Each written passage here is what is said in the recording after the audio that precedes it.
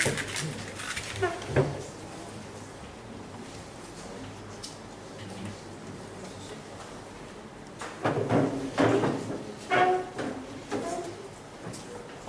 thank you for the introduction, and thank you for waiting.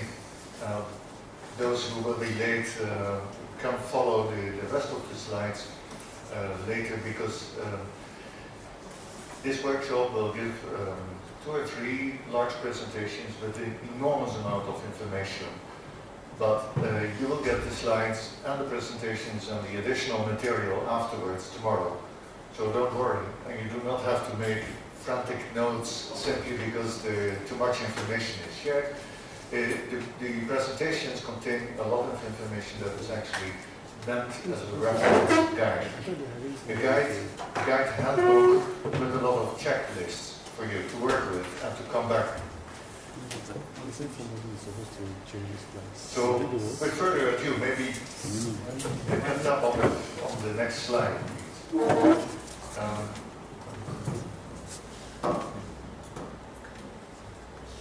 Okay, this is just for those who were not here yesterday, as a short reference to where my background is.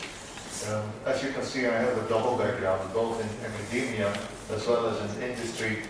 I've been the president of the European Association for Research Managers, which is the brother or sister association in Europe of Sarima in the south of Africa and Barima here in the west of Africa. So we have a lot of background there, but also in Europe, like we discussed yesterday, with the kind of, what are the kind of problems that universities are struggling with. Believe me, in Europe, we are struggling with quite a lot of similar things that you are struggling with. So it's not that being in Europe, everything is easy and the whole thing is perfectly organized, far from. However, some things are working fine, and mostly due to the fact that there is a process behind, and people have made appointments of their individual roles. And we will come back to that in the course of this workshop. The other thing that I've been doing in the past, which might be relevant to some of you, is that I've set up, together with a number of partners, an association of knowledge transfer offices in Europe. And this association is called Proton Europe. And you can find this back in the references in the websites I will show you later. But there's a lot of information there that you can use on innovation management, knowledge transfer, and intellectual property management. Next slide, please. This is just a reference what we do in the company. Please go on. Next. You can read it later. Yes. Okay, next slide. The workshop, as I've set this up over today, this morning, this afternoon, and tomorrow, is organized according to this structure. The structure is first give this morning a glimpse of why is it important to start with international funded projects. Why is it so important to help those scientists and institutes that are capable of doing international projects? Because your national project you can manage yourself, you know far better than I. But international projects have the added value that you work together with other partners, you expand your network, you get access to knowledge that is outside in other countries, outside your country. It can be very valuable money. As we heard yesterday, some of these projects are extremely big and expensive. So the stakes are high. And to address the research management challenges at this high level, that is the topic of this workshop. And I will use the European program simply as an example. Most people are not so familiar with the European programs. They are very specific, but the principles can be applied throughout for World Bank, for NIH funding, for any other type of funding. So please regard this workshop as a general workshop where the examples I give are only examples, but the underlying principles are far more general. The second thing I would like to say up front is that this workshop is meant as the first of the series where certainly what the intention is that I will get all the workshops here. I could not ever train everybody in Africa, that would be impossible. So I hope that in the coming 2-3 years, each of you can become a trainer. So the concept of this workshop is rather train the trainers. And I'm handing over this material to you, and I hope that you can work with this material, convert it into workshops that you can give to your scientists in your own institute. And the Really for AC project has the capacity to help you to develop that material. So please come back after this workshop with questions for further material, for how to optimize this into individual training sessions that you can organize and take further. I think that's far more efficient than to simply replicate what I tell you. So it's the start of a journey, not the end. The structure of the workshop is such that first I give an impression of what is the European funding structure, what kind of funding is available in Europe, how do we deal with that funding. Then in the afternoon, we really go into the detail of what is the structure of a good proposal. And looking through the eyes of an evaluator, what are success factors and what are failing factors? How do you organize the structure around the proposal such that you can get the most out of it?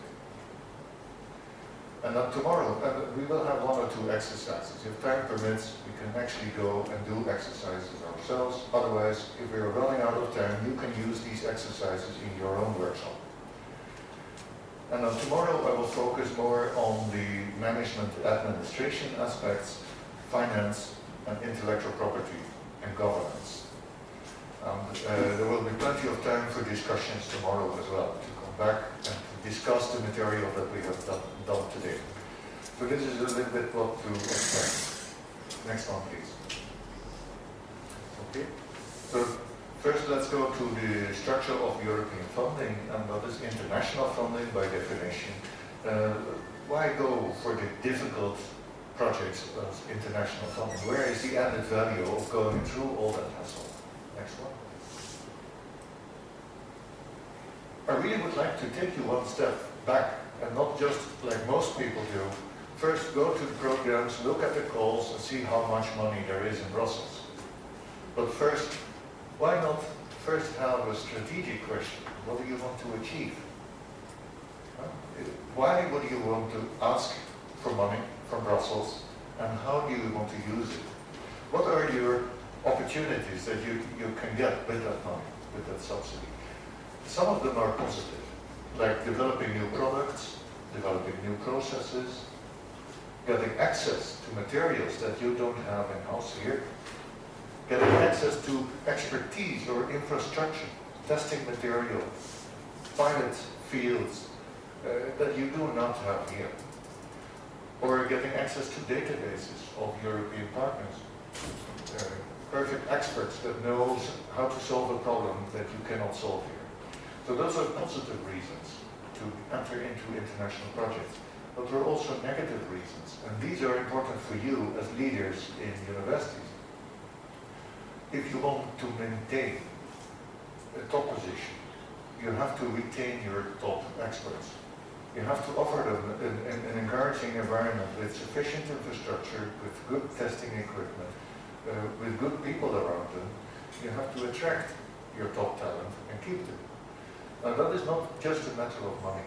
It's also a matter of providing exciting scientific challenges. That means that these international projects are a fantastic reward for the top scientists. So that is a very, very important reason to go for these top international projects instead of for the small, quick money. Now there's one other thing you need to realize. The international projects are always on top of the national projects. They're in addition to.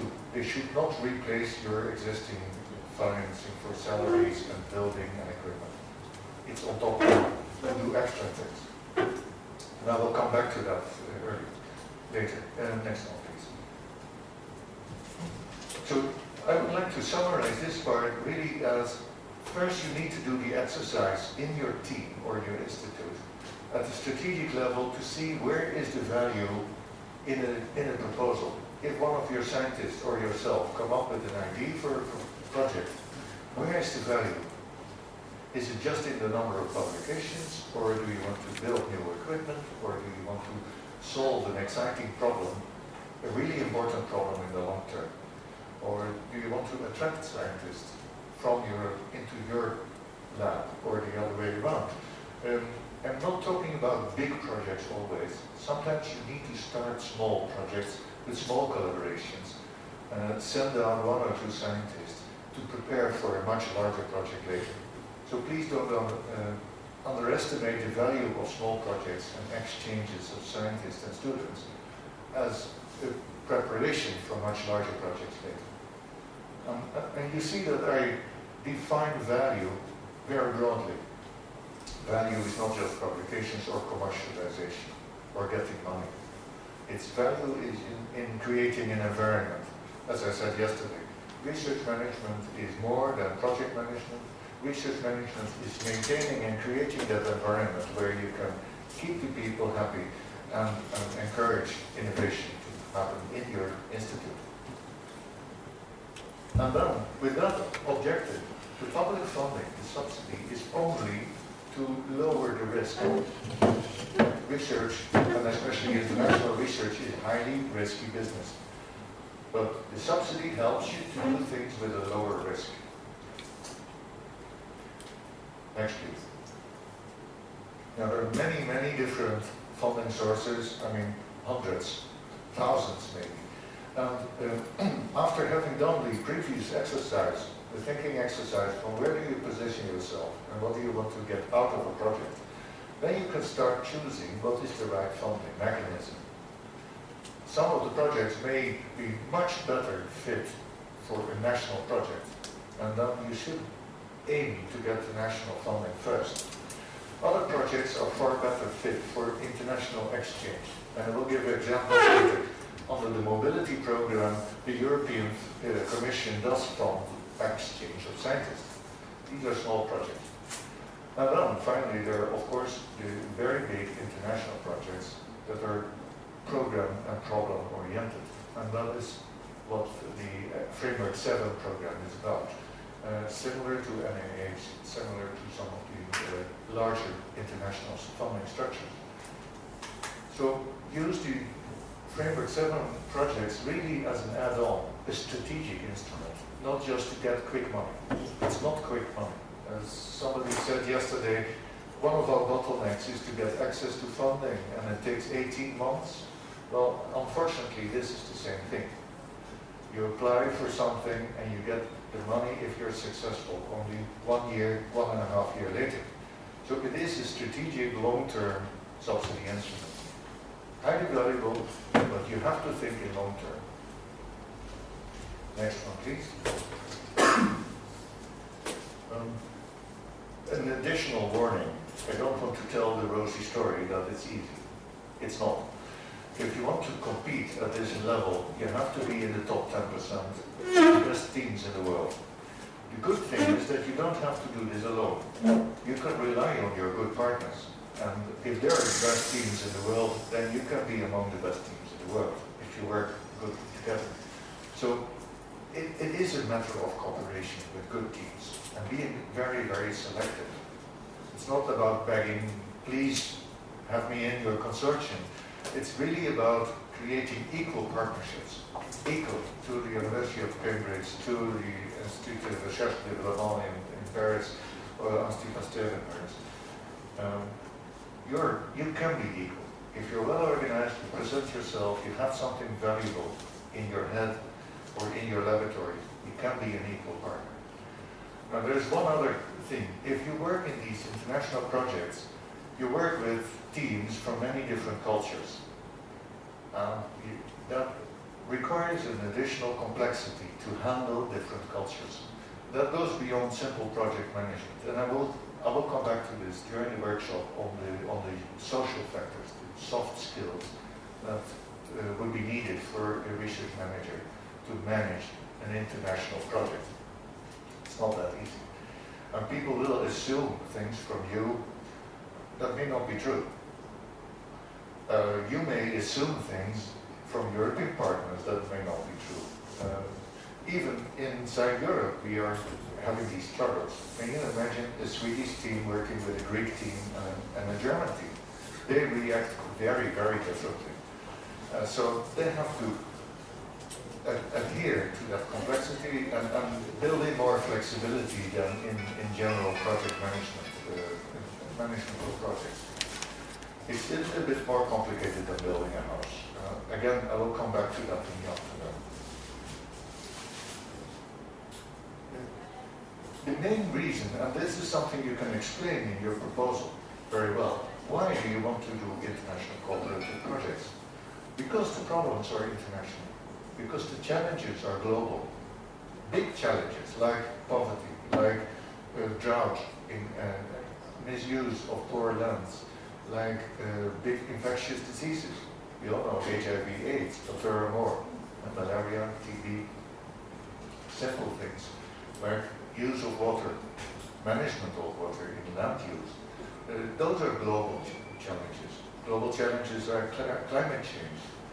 And each of you might have a little part of the solution, or might have very valuable information that cannot be obtained in Europe. Especially for climate change, water use. You may have expertise here, or fields for testing that we don't have in Europe. That is value. So that can be a very strong reason for international cooperation. So one of the key things that will come back over and over again during the workshop, in order to be successful, you need to present yourself in such a way that you present something, offer something valuable for your European partners, and convince them that they cannot succeed without your cooperation. And I will give examples. This is really true. Next one, please. Now, an additional element, and you can see this later during the proposal writing in the afternoon, but you have to convince the evaluators in Europe that the project as such, not just you, but the project as such, is delivering something that is valuable for society in Europe. After all, this is European taxpayers' money, so that taxpayers' money wants to see a change in society. And we will go in the work programs in detail how to do this, but this is a general remark. Evaluators will judge this. If they are not convinced that you're doing something meaningful for Europe, then they'll probably deny the funding.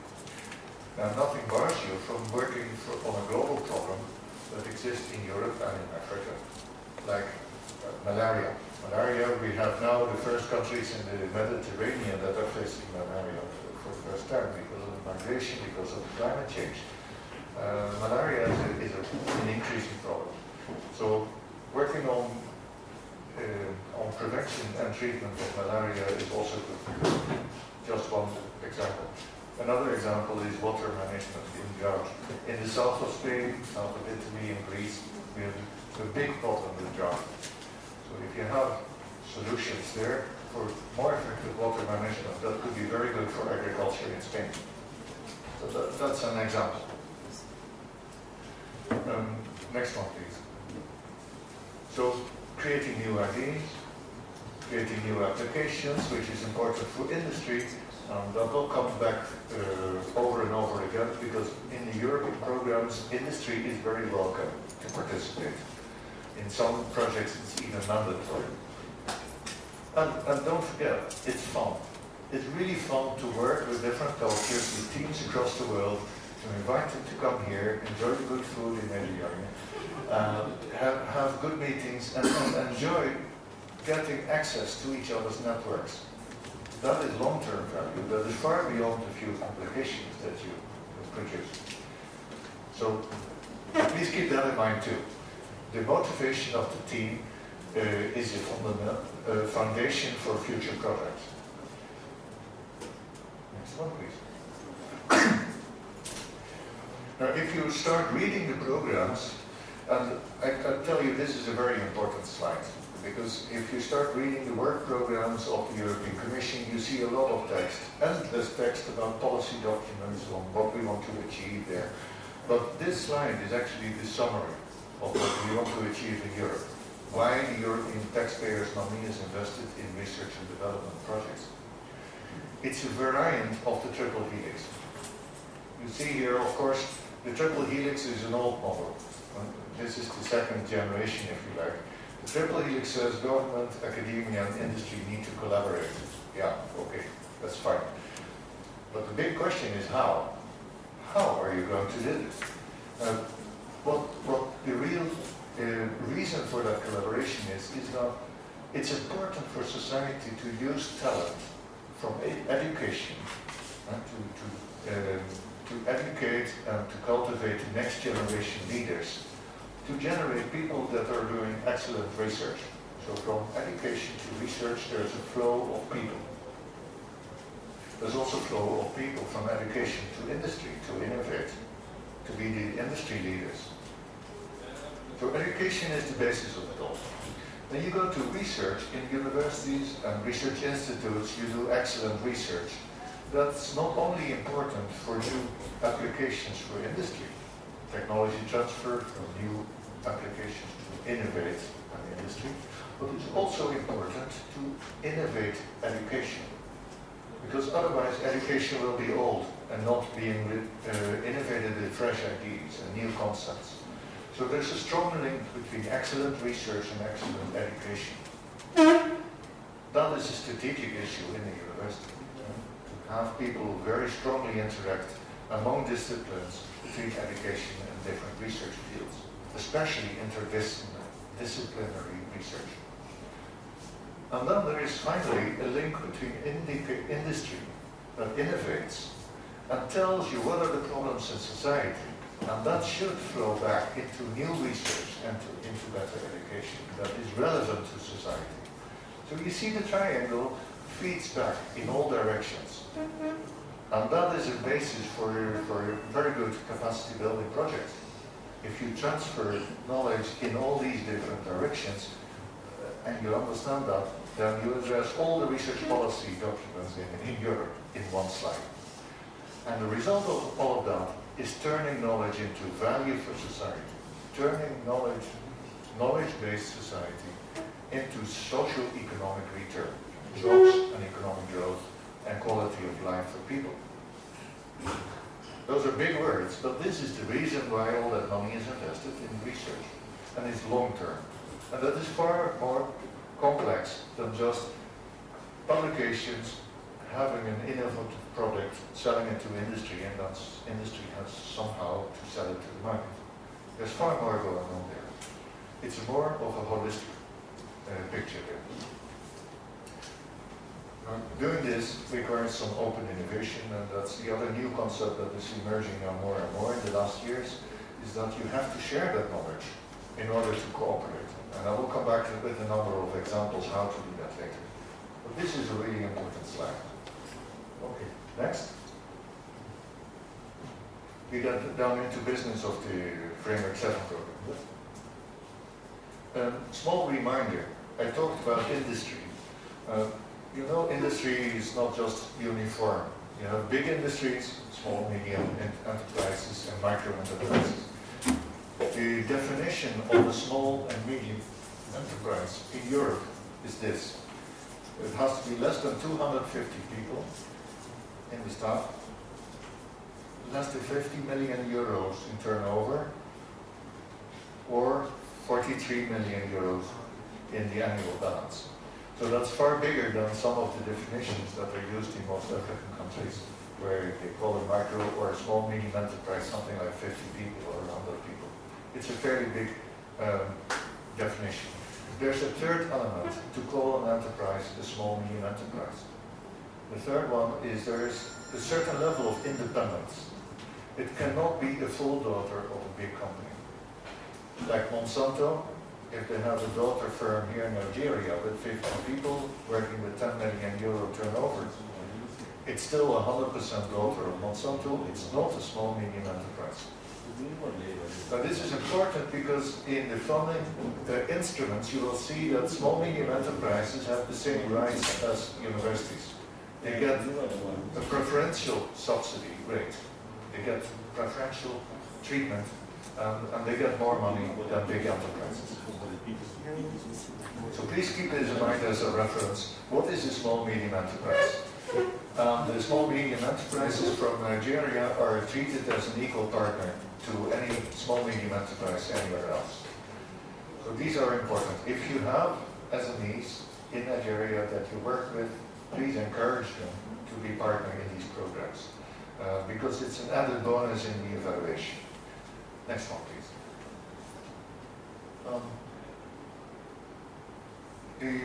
Most of the information on the open calls is on the Cordis website, and I will give you the web link in a minute. They're not just published once a year, although now, just last month, many different calls have been published, and I will go through some of you to show and demonstrate what those calls are. So there is money available at this moment. But throughout the year, there are different calls and different sub-programs published. So have a look at these websites regularly. And if you want to use and help your scientists, especially from the Grants Management Office, it's good practice to set up a small table of what are the current open calls and include these and copy them in. So they have a one-stop shop to look for open calls. The requirement for the European programs in general, and there are exceptions, but in general you need 3 partners in 3 different European member states, plus people from outside Europe, in Africa, on top of that. But the minimum of a consortium is 3 partners in 3 different European countries. So for example, an English university working with a German research institute and a Dutch small company, that's fine, that's the minimum. And they can invite on top of that other universities, an African university, an African company to work with, an Indian legal entity, no problem. But you cannot go below, smaller than the minimum. And I will come back to the size of the different projects later. There are 2 exceptions to this rule. Those are the so-called SICAs, specific international cooperation actions. And these are specific calls that are dedicated to problems outside Europe. For example, there has been a bioenergy program between Brazil and Europe.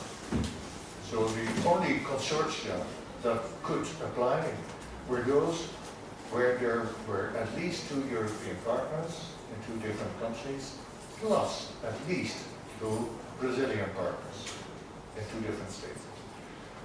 There has been calls with Sub-Saharan Africa, where only European consortia can apply if they collaborate and demonstrate they have African partners. So have a look at those, because European partners alone cannot apply. They need you. And the problems are specific for Africa, or for India, or for China. So there you have a bigger chance than for just about any other call. There's one other exception, and that is the People's Program, and I will give examples in a very short presentation on that. The People's Program is about exchanging people and exchanging scientists from Europe to Africa or from Africa to Europe. And those are very valuable, and there the minimum is just 1 or 2 or 3 institutes. There's not the rule of 3 plus 3. There's one other term, and that is the CSA. This is technical jargon in Europe. CSA stands for coordination, specific coordination actions. Those are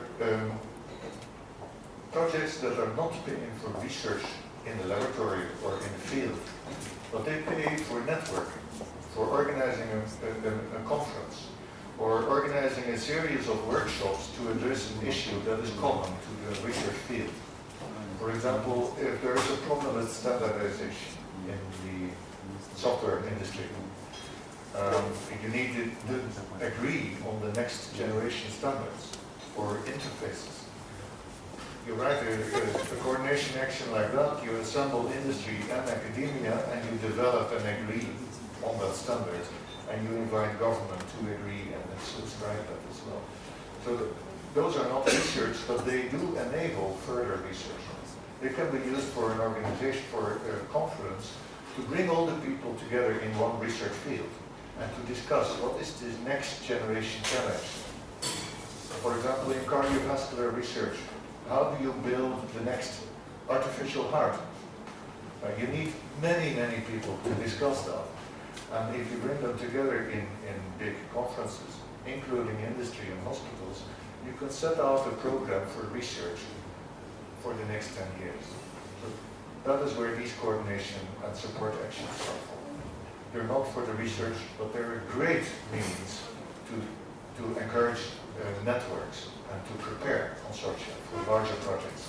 And you will see that all the partners that are working in these, they're also partner in future projects. So it's a good place to be on the table and to get to know the key partners. Next one, please. If you go online on the website, which I will show you in a minute, you will see a block like this. And the whole framework program, which is a very, very big program in Europe, is organized and structured in different blocks. One block is, and that is by far the biggest block, is the cooperation. And those are real research and development projects. Actual research in the lab or in the field. The IT's program is more for top scientists in Europe only. I can explain more. There is one slide on it, but it's really not really focused on African scientists. The capacities program generally is for infrastructure in Europe, but there is one subline for international cooperation on infrastructure. So there's a specific line where you could be eligible. The People's Program is, as I said, to exchange scientists, and I will have an extra information on that, and you're certainly eligible there. And Euratom and JRC, those are specific projects and programs inside Europe. So, for all practical purposes, first you have to look at the cooperation and the People's Program, and maybe in one sub-program other capacities, and the rest you can sort of ignore. The good news is that most of the money is in those three. Next one, please. As you can see, the total package is 55 billion euro over 7 years. That's an enormous amount of money. But this is only 5% of the total R&D expense in Europe. The other 95% is from industry and from the national governments for their national funding. So the European funding is on top of that. But it's extremely valuable, top 10%, 5%.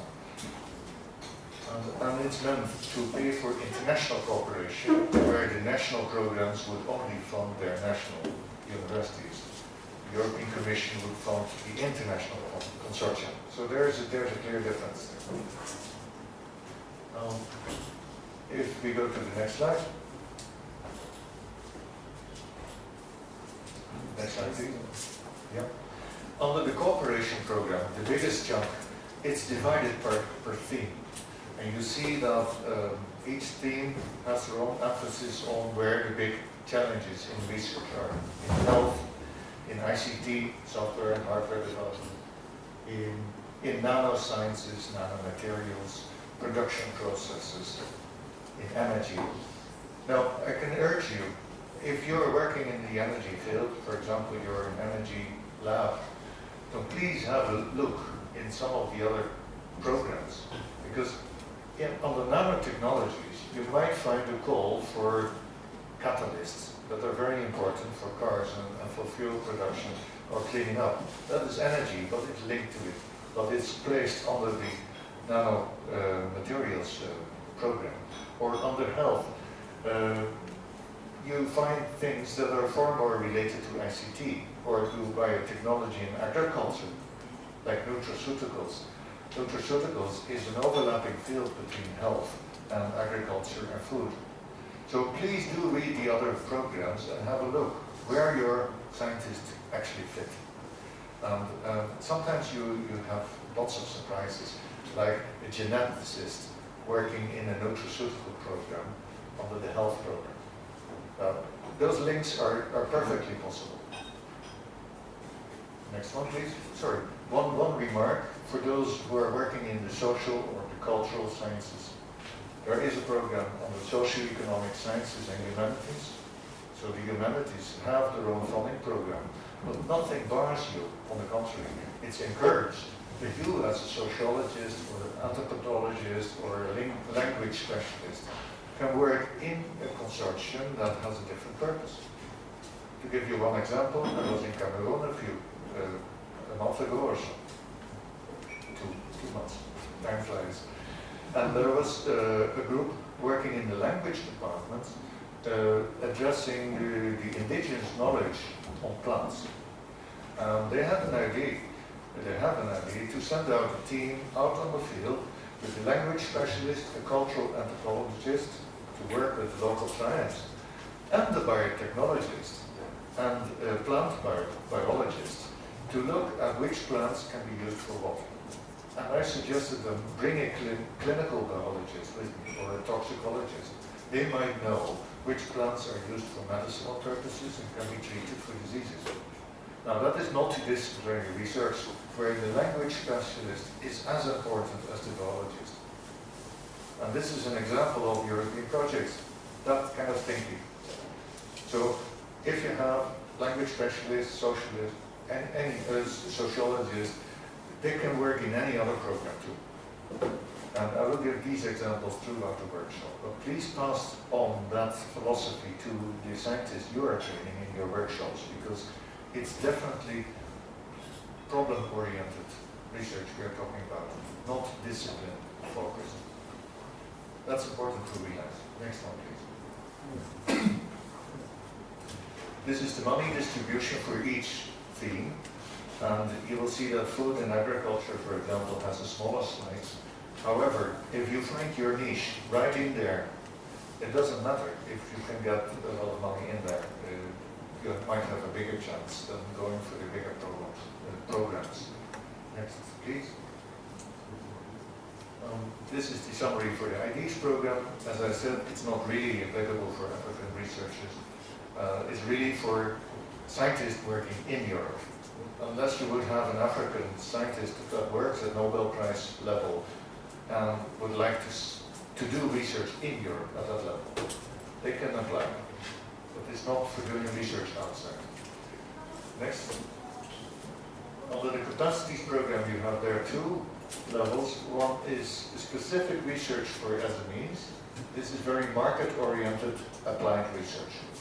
And you can apply here, there's no restriction for African SMEs or universities.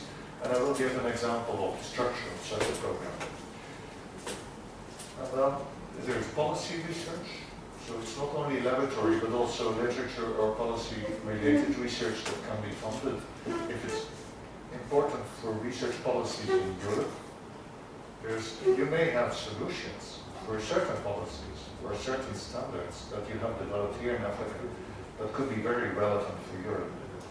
In one of the workshops, somebody came up with a suggestion from South Africa. This was a researcher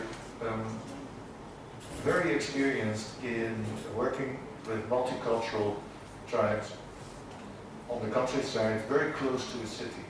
And he is working on migration problems of poor people working from rural areas migrating into cities and how they integrate in society. Now this is extremely relevant to us in Europe as well. We may have less poor regions, but we certainly have the multicultural migration problems in the cities.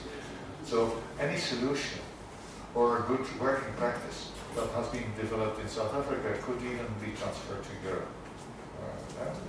Open your mind to these kind of collaborative possibilities. Next one, please. Under the People's Program, you have many different ways of funding exchange of people. This is for junior students, for junior scientists, postgraduate, or for more senior scientists. It's for individual grants, fellowships, or for organized networks of exchange, where people move from one university to another to acquire different skills. This is not organized by team.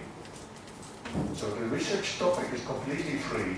The scientists themselves decide on what they want to work. Of course, it has to be an exciting and new field and research at a good level. but the topic is completely free. It can be on mathematics, completely fundamental, not a problem.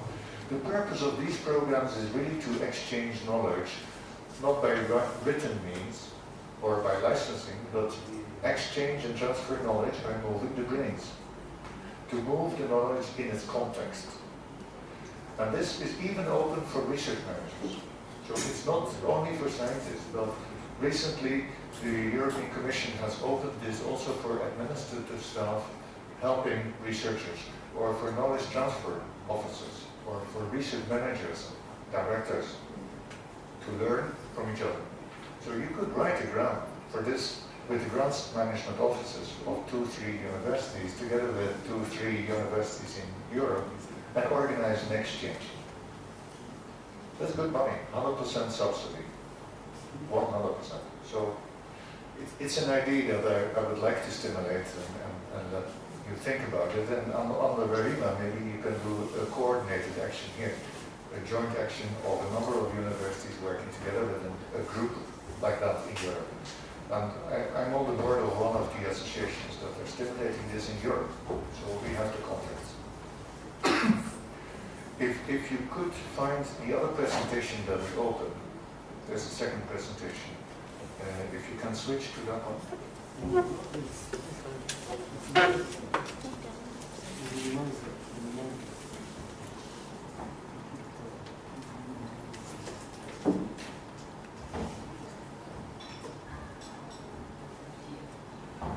That's the second one. It's called the second PowerPoint. The icon next to it.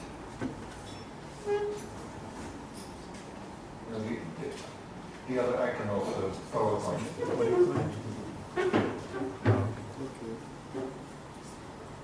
And then the second presentation is called Marie Curie. Yes.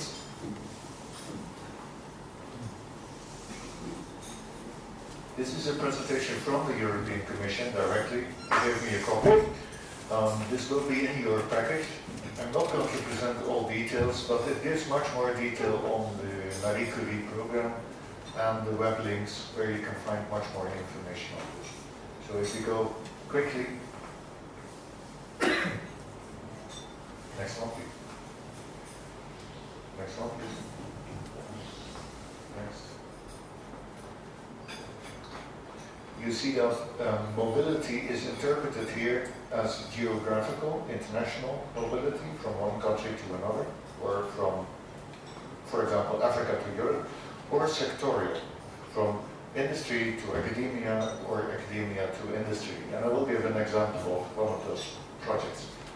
They really want to stimulate also the knowledge transfer by close collaboration between academia and industry.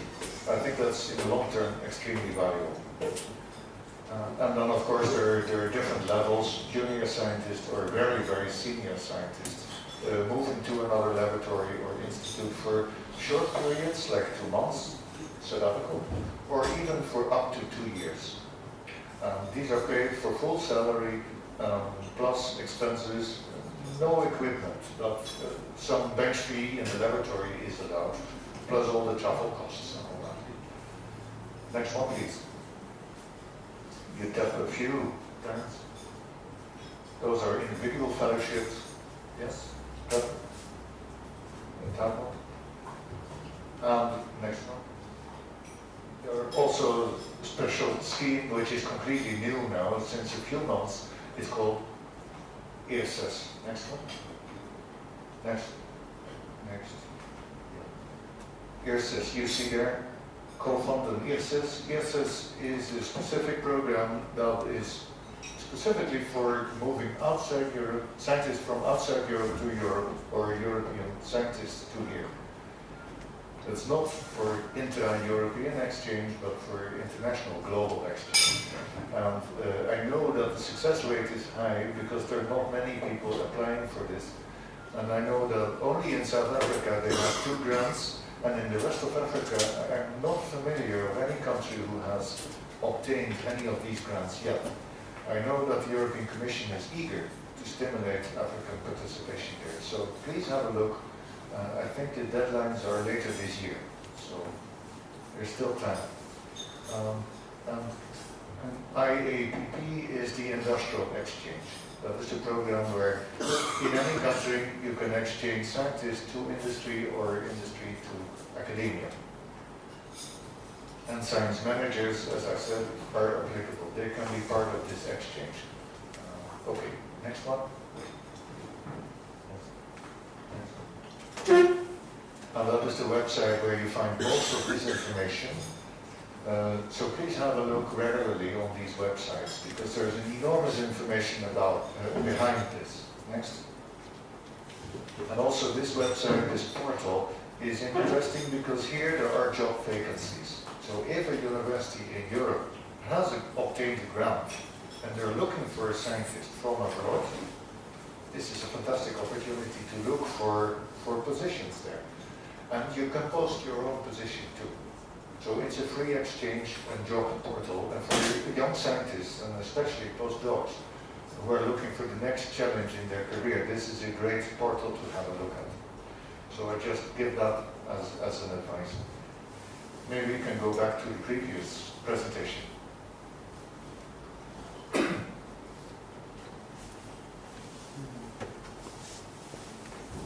you press escape.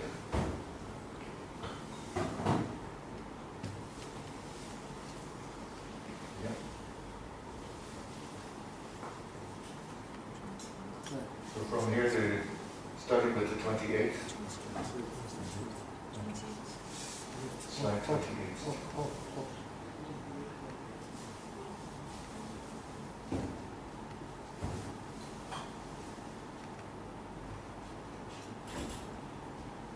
Okay, next one please. Now this is the slide where the website where you see most of the information on the European Commission calls. The open calls are on the left. If you click on the left side, you find a call. Unfortunately, we do not have internet here, but during the break, we have on another computer an internet connection, and we can work together and search in the databases together if you like to do that exercise. That's fine.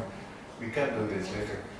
But you will find on the final call all the different information on the individual calls, all the background information of the work programs, and the guide for proposals, the forms, all the electronic submission systems, everything is in a package. There's also guidance on how to prepare proposals, good practices and guidelines on project management, and there are guidance on intellectual property, on non-violence. So please have a look, and maybe you can even design a training, we can together design a training workshop just on how to navigate on this website and get all the information as an initial funding awareness workshop. That could be a very good starting point. And finally, there are two databases there. On the left, you see project partner database and a project consortium database.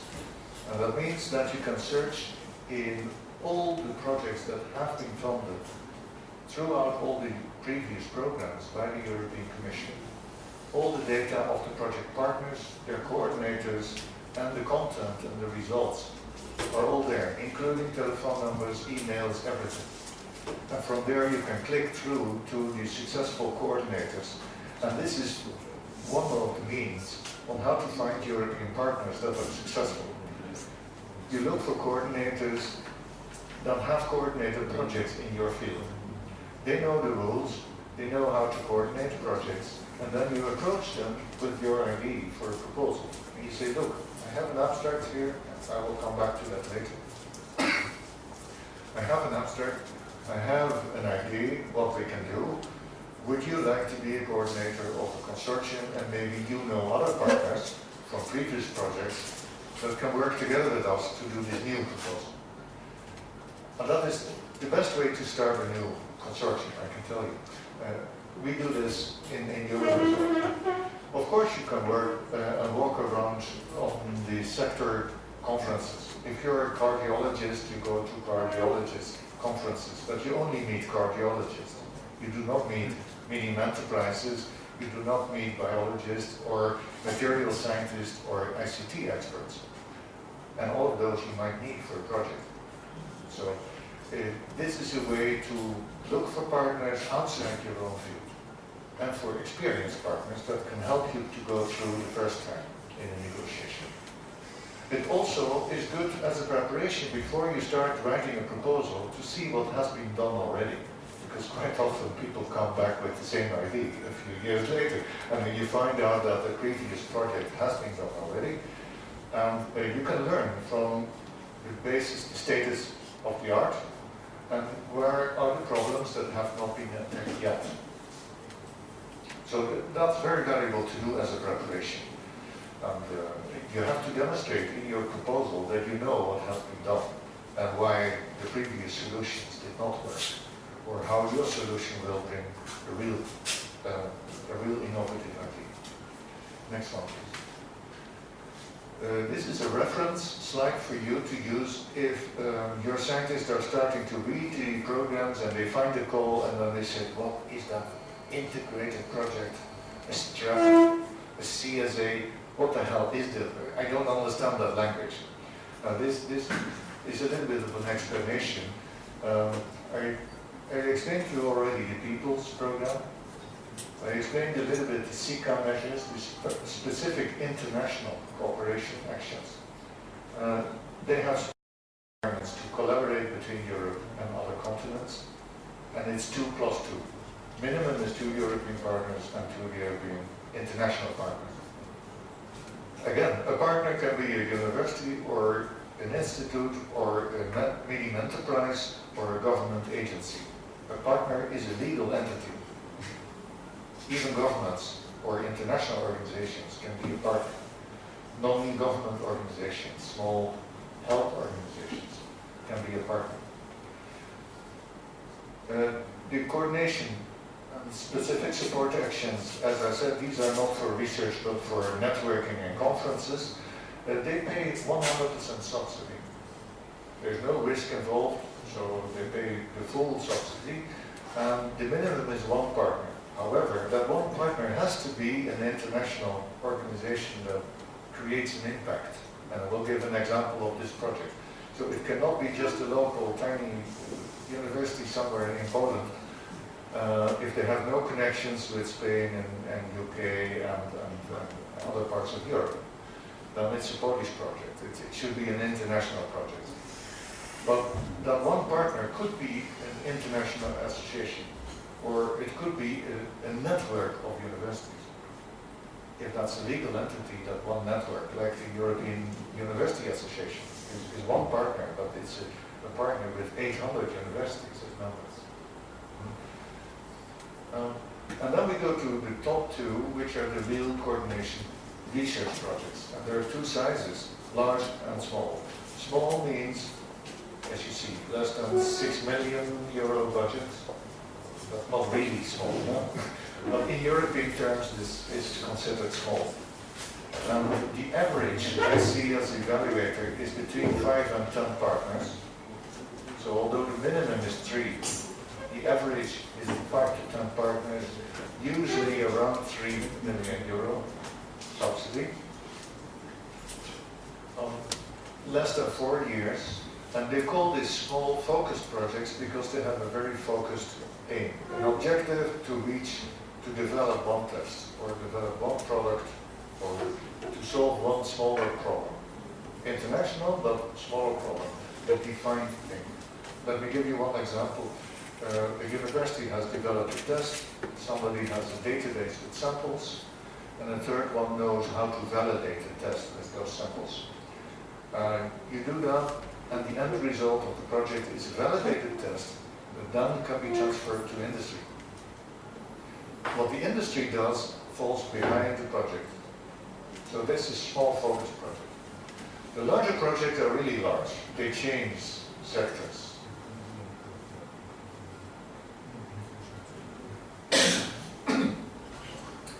Larger projects really build on the smaller projects. And they say, okay, now we're going to change the field of an industry.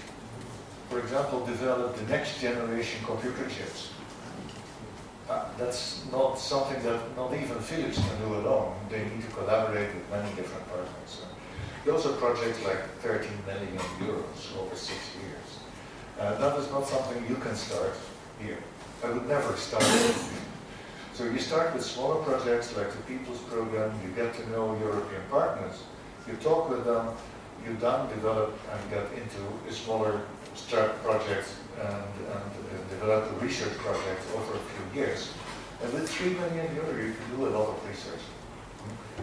And maybe then you can invite 2 or 3 consortia to form a larger project later.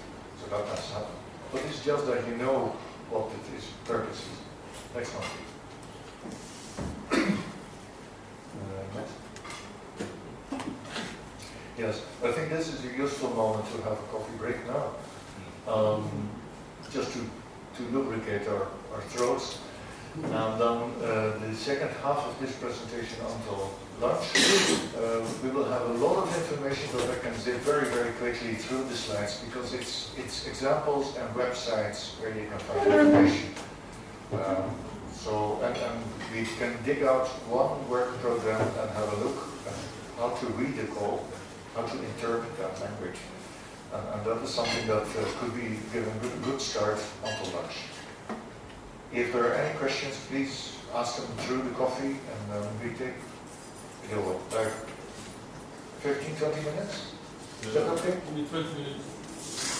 I think it's about 11 now. Yes. Yeah. Okay. So we convene at let's make it 30 minutes. 20 minutes. Okay. And my colleague, Dr. Elliot Wadi, is going to chair the next session. Director of the Research Management Office, US. So can I have our coffee now?